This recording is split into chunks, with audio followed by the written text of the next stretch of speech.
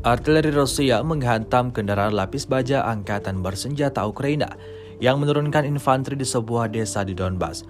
Rekamannya ramai beredar di media sosial Telegram pada Senin 30 Januari 2023. Serangan dari udara selalu menjadi alternatif paling mudah dalam menggempur pertahanan lawan.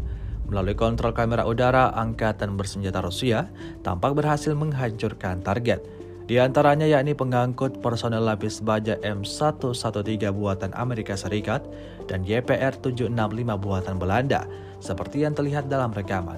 Pasukan Ukraina kewalahan menghadapi serangan Rusia. Hingga video ini beredar, beragam komentar dituliskan warganet.